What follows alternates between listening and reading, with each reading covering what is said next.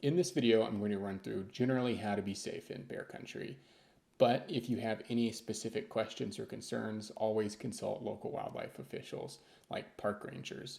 Don't bet your health on your understanding of this video. That said, I'm a wildlife ecologist who studied bears in both Alaska and the North Cascades of Washington state, and I've spent plenty of time in bear country across North America. I've had multiple multi-day trainings on bear safety, and I've also had multiple on-trail encounters with both brown and black bears, and all of those interactions ended safely for everybody, including the bears. I personally can't speak to the appropriate safety protocols for other bear species that are not brown and black bears, so this video is really more for anybody who's going to be recreating outdoors in North America. Okay, so different bear species may behave differently, and even the same bear species may behave differently in different places. So, for example, black bears are generally thought of as being timid in the lower 48, but in Alaska, black bears hunt humans for food more frequently than brown bears do. So this video is really meant to just be general for both bear species anywhere in North America. Also, just some ground rules here. I don't use the term grizzly bear, I only use the term brown bear. Technically speaking, grizzly bear refers to all of the brown bears that live in North America, which belong to the subspecies Ursus arctos horribilis. There's no brown bear in North America that does not belong to that subspecies.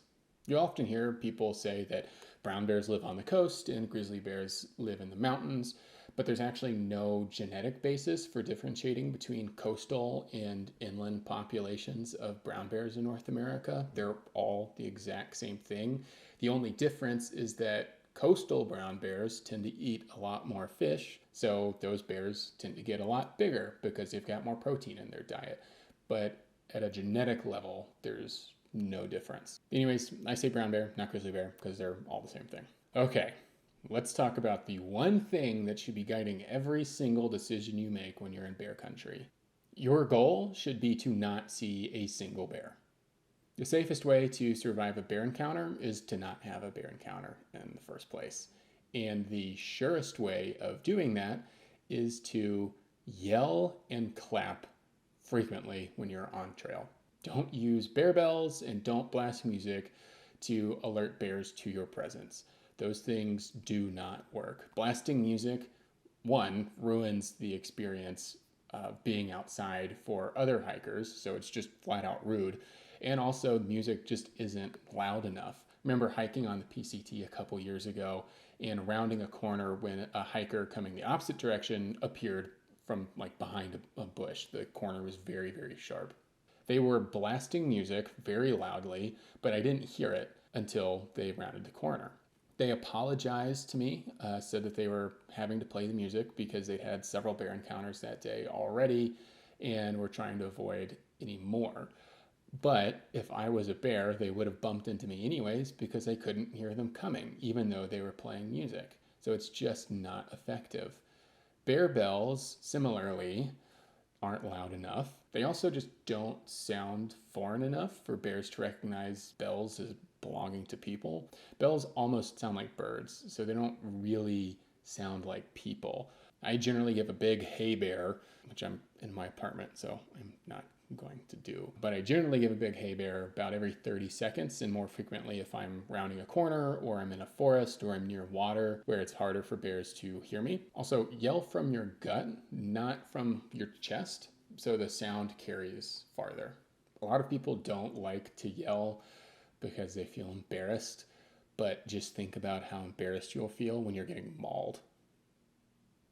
Not all bear encounters can be avoided though. Even with yelling and clapping, I've bumped into bears on trails that simply did not care that I was there. So, what do you do if you do have a bear encounter? There's no single correct action to take. You'll need to assess a bunch of different factors to make the appropriate decisions. But if you do see a bear, your goal is to end that interaction as quickly and safely as possible. Let's say I'm out hiking and I see a bear across a valley, maybe a quarter mile away. I'm probably just going to sit and enjoy that sighting. Bear's too far off to be of any concern to me, and I get to see a cool animal. However, if a bear is close to or on a trail, I start thinking about a bunch of different things. Has the bear noticed me? What is its behavior? Is it eating, sleeping, walking, moving away or towards me? Does it seem agitated at all, or does it seem pretty relaxed? Are there people around? Is the bear alone? I can't explain every single question or what decision I would make based on the answer in this video. The subject matter is too complicated and bears are just too dynamic. What I can do is give you some general tips. So, assuming a bear is relatively close to you, the most important thing you can notice is its general behavior. Is it aggressive or non-aggressive? Non-aggressive bears might actually stand up to get a better look at you, and they may even approach you. I've had bears walk towards me simply because they wanted to get to a huckleberry patch that was behind me and they really didn't care that I was there. If a bear is non-aggressive and decently far away, the best thing that you can do is to talk calmly to it and back away slowly. Don't yell and do not run. Yelling and clapping periodically while you're hiking is really just to let bears know that you are coming, not to actually scare them off. If a bear that isn't acting aggressive still follows you even after you've backed away, get as big as you possibly can by waving your hands above your head, bunch up with anybody who's nearby, and yell, clap, and maybe smack some sticks together. If even after all that, the seemingly calm bear keeps approaching, that is when I start picking up rocks and throwing them at the bear. You don't have to be accurate.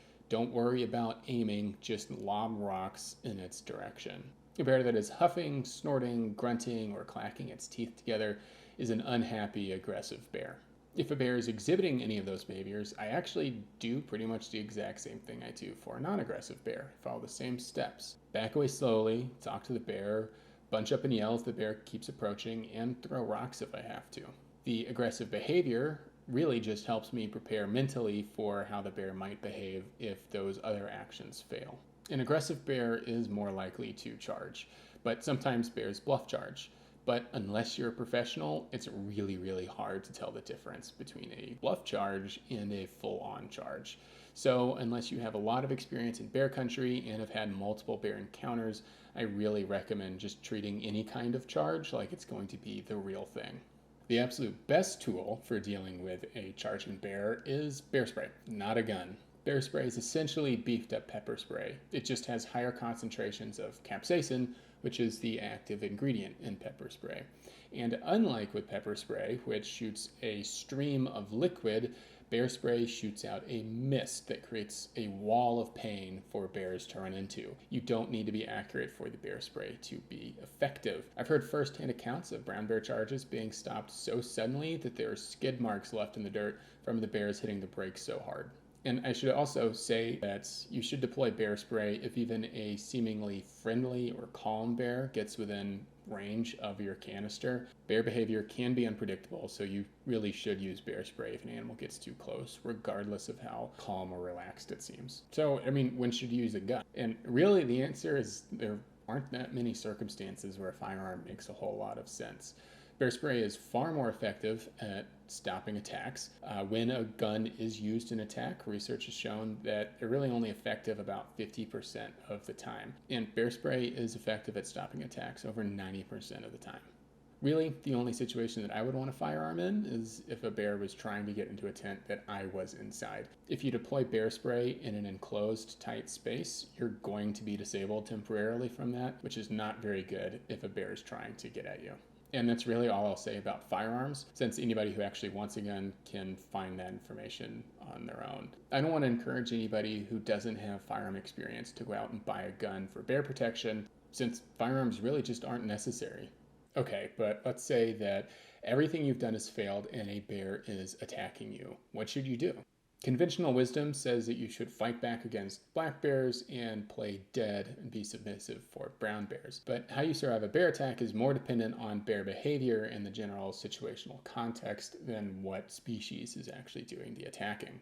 For example, playing dead in a brown bear attack isn't going to help you if that bear is trying to eat you. If you find yourself in a situation where you are being stalked by a brown bear, plan to fight, not play dead. If you round a corner and startle mama black bear with cubs, though, fighting back is not going to be as helpful as laying down and being submissive and showing the bear that you're not a threat. More often than not, bears are not trying to eat you. And fighting back is only helpful if it prevents more harm than being submissive, and vice versa. A bear that previously seemed curious may run away if you fight back, but a bear protecting young may intensify its attack. There are no clean rules for how to handle a bear attack, which is why you should do everything in your power to avoid one in the first place. If you do see a bear, be mindful of its behavior and have general situational awareness in case the encounter does escalate into an attack. I always keep my bear spray in a holster on my hip or somewhere else that's accessible so that I can easily pull out the canister if I need to. And personally, for me, I usually take bear spray out if I'm within about 50 yards or 150 feet from a bear. But bear spray is only effective up to about 30 feet, which is maybe 10 yards. This video is not comprehensive. I didn't talk about how to handle bears in campgrounds or how to store food properly in the front or back country. If you plan on taking a trip into bear country, you should always consult local experts on how to properly prepare. Attacks are rare and deaths are even rarer, so I'm not advocating that you be afraid of bears. Fear should not keep you from enjoying nature. Bears, like all wildlife, should be given respect and space. Do your best to avoid encounters in the first place by yelling and clapping your hands frequently, and don't bother with bear bells or music.